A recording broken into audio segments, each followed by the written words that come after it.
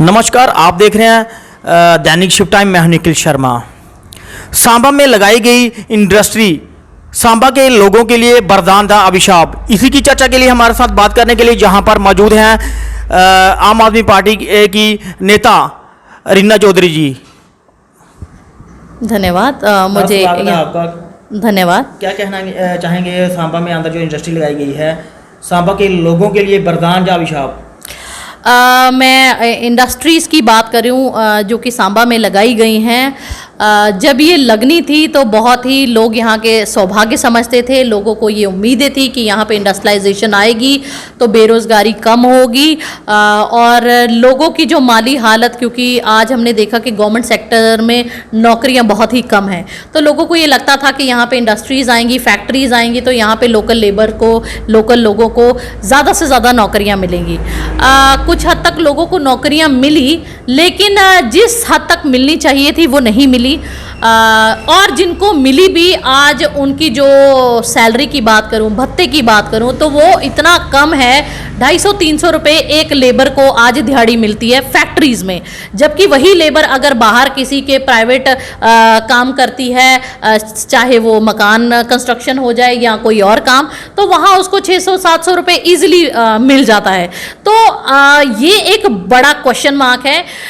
इन industries, इन factories जो कि करोड़ों रुपए कमा रही है इन लेबर के सहारे से, लेकिन एंड में वो लेबर को ठग लेती हैं। उनको जो एक मिनिमम उनको सैलरी देती है वो 200 से 300, 250-300 रुपये देती है। आज के महंगाई के इस दौर में 250-300 रुपये क्या होता है? आज महंगाई इस चरम पर है। अगर सपोज किसी एक लेबर ने आज दिहाड़ी लगाई है, उसको 250 रुपये या 300 रुपये मिले हैं, तो घर जाते वक्त वो उस 250-300 से क्या करेगा? पहले तो उसने 30-40-50 रुपये किराया भी निकालना है, फिर उसके बाद घर जाते उसने अगर कुछ लेकर जाना है तो मात्र 1 किलो नींबू लेकर जाना भी उसके लिए शायद पॉसिबल नहीं है, क्योंकि महंगाई इस लेवल, इस चरम तक पहुंच चुकी है। तो इस पर बड़ी बड़ी सरकारें आई, बड़े बड़े नेता आए, बड़े बड़े इंडस्ट्रीज मिनिस्टर आए, लेकिन किसी ने भी इन लेबर के हक में कोई बात नहीं करी। इन लेबर को मद्देनजर रखते हुए कोई बात नहीं करी। उनको ये सोचना चाहिए था, उनको ये देखना चाहिए था कि महंगाई किस रेट पर चल रही है और अगर इनको जो सैलरी मिल रही है या जो वेजेस मिल रहे हैं वो किस रेट पर है। तो ये गैप इतना ज्यादा है कि ये भर नहीं सकता।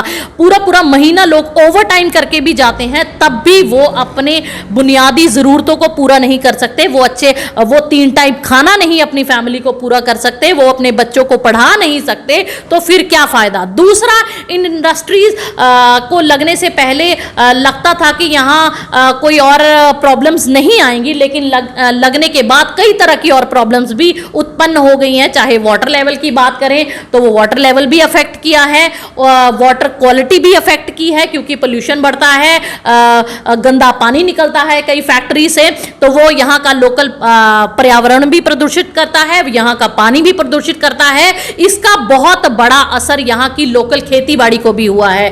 कई एरियाज, जब मैं अपने ही गांव या अपने ही एरिया की बात करूं तो वहां पर जो पैदावार जो है सब्जियों की वो घट गई है। क्योंकि यहाँ पोल्यूशन बढ़ गया है। जो प्राकृतिक चीजें, फल सब्जियां उगाने के लिए एनवायरनमेंट से मिलती थी, आज वो पूरी नहीं हो पा रही है। पानी का लेवल भी गंदा हो चुका है, पानी भी गंदा हो चुका है। तो हर जगह से लोगों ने ये जो सोचा था कि इंडस्ट्रियलाइजेशन आएगी, लोगों को सहूलतें मिलेंगी, लोगों की अपलिफ्टमेंट होगी, लेकिन ऐसा कुछ नहीं हुआ, बल्कि लोगों की प्रॉब्लम्स बढ़ी। यहाँ नई नई बीमारियां आ गई। आज कई गांवों में कई पेशेंट्स हैं, कैंसर जैसी भयानक बीमारियों के पेशेंट हो चुके हैं just because of this pollution.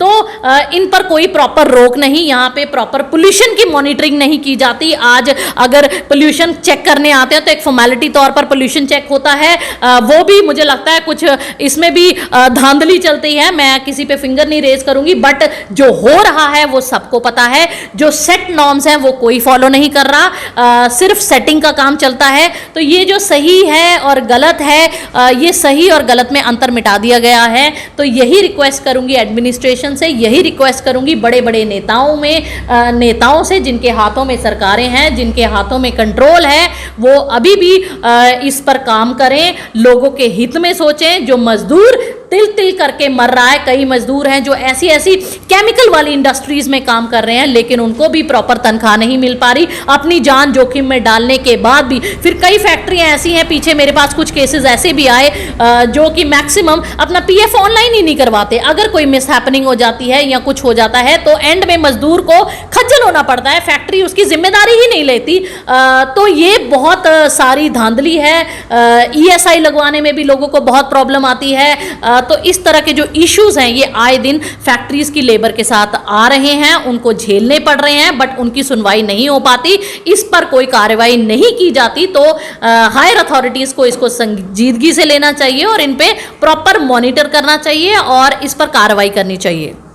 अगर मैं बात करूं आयुष्मान कार्ड की, तो काफ़ी प्रधानमंत्री द्वारा बहुत अच्छा इनिशिएटिव लिया गया है गरीब लोगों के लिए, इसके बारे में आप क्या कहेंगे?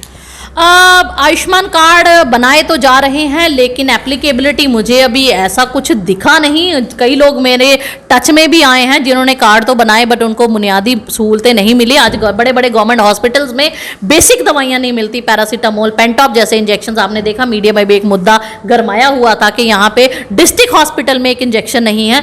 तो हम ये मान सकते हैं कि आपने कार्ड तो बनवा लिए, लोगों को उम्मीदें तो दे दी, लेकिन जब ग्राउंड में वो लोग चेकअप करवाने जाते हैं तो ये आता है कि इसके नीचे, जैसे हम कोई चीज खरीदते हैं ना, उसके नीचे एक छोटा सा स्टार लगा होता है, टर्म्स एंड कंडीशंस अप्लाई। तो दिस इज एग्जैक्टली सेम। तो ये भी कार्ड बनवा लिया बट इसके नीचे भी टर्म्स एंड कंडीशंस अप्लाई, जो कि फुलफिल नहीं हो सकती। तो फिर ऐसा कार्ड बनवाने का लोगों को फायदा बहुत कम या ना बराबर हो रहा है। तो इस पे भी प्रॉपर चेक होना चाहिए, इसमें भी क्या प्रॉब्लम्स आ रही हैं, इसका भी एक ग्रीवियंस हैंडलिंग सेल होना चाहिए, एक हेल्पलाइन नंबर होना चाहिए कि अगर आपने आयुष्मान कार्ड तो बना लिया, अगर आपको इसको अवेल करने में, इसकी सहूलत लेने में, इसका फायदा लेने में अगर आपको कहीं प्रॉब्लम आ रही है तो आप इस हेल्पलाइन नंबर में कांटेक्ट करें। बहुत सारे हॉस्पिटल हैं जो रिजेक्ट कर देते हैं कि हम इसको एक्सेप्ट नहीं करते। जो सच में गरीब लोग हैं, अगर उनको कोई मेजर ऑपरेशन कराना पड़ता है तो आज अगर आप सर्वे करेंगे किसी गांव में जाके तो वो ज्यों के त्यों हैं, वो लोग नहीं जाते क्योंकि उनका ऑपरेशन होता ही नहीं है, उनकी सर्जरीज होती ही नहीं है इस कार्ड के थ्रू। तो वो कहते हैं कि इसमें ये कवर्ड है या इसमें ये कवर्ड नहीं है।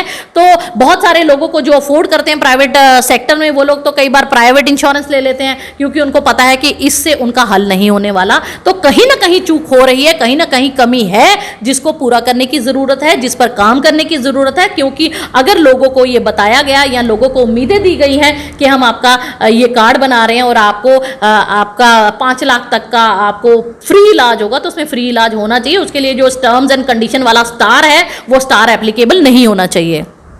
अगर हम बात कर रहे हैं पेट्रोल और डीजल की, दिन प्रतिदिन जो है दाम जो है बढ़ते जा रहे हैं, क्या कहेंगे उसके बारे में? आज जम्मू कश्मीर में ही बात करूं तो पेट्रोल भी 100 रुपये पार है, डीजल भी 90 प्लस है। इसका कहीं ना कहीं असर अगर हम पर्सनल यूज़ के लिए कहूं तो वो भी आज बाइक चलाने वाले को भी सोचना पड़ता है कहीं जाने के लिए कि मैं अफोर्ड करता हूं कि नहीं करता हूं, मैं घर से निकल तो जाऊंगा, क्या मेरी बाइक में इतना तेल है कि मैं घर वापस आ सकता हूं कि नहीं आ सकता हूं। दूसरा, इसका असर जो पड़ता है ओवरऑल महंगाई पे पड़ता है, क्योंकि जो ट्रांसपोर्ट, जो कैरेज, बेसिक नेसेसिटीज को ढोने में भी लगती है, चाहे वो राशन है, चाहे वो सब्जियां हैं, चाहे वो फल है, चाहे वो और ज़रूरत की चीज़ें हैं। तो कहीं ना कहीं ये महंगाई को बढ़ावा देते हैं, इसी वजह से महंगाई बढ़ रही है। ये एक मेजर कंपोनेंट है महंगाई का जिस पे सरकार को नियंत्रण करना चाहिए। बाकी देशों का कंपैरेटिव देखें तो हमारे देश में सबसे ज़्यादा रेट्स हैं पेट्रोल और डीजल के। ये क्यों है, इतना टैक्स क्यों है? तो इस बारे में सरकार को सोचना चाहिए, इस पर संज्ञान लेना चाहिए, इस पर काम करना चाहिए, क्योंकि महंगाई आज की डेट में इंसान की कमर तोड़ रही है। लोगों की इनकम नहीं है, लोगों की नौकरियां नहीं है, लोग खज्जल हो रहे हैं, लोगों के पास 3 टाइम तो आप दूर, अब 2 टाइम खाना खाने के लिए भी लोगों को सोचना पड़ता है। तो कहीं ना कहीं महंगाई की मार लोगों को जो है लग रही है। इसका अफेक्ट कह सकते हैं, लेकिन इसका कुछ बाकी भी और there are n number of reasons. जैसे लोग ही कहते हैं, हम भी लोगों से ही सुनते हैं कि जब इलेक्शंस आते हैं तो पेट्रोल डीजल के दाम कम हो जाते हैं, जब इलेक्शंस चले जाते हैं तो वो बढ़ जाते हैं।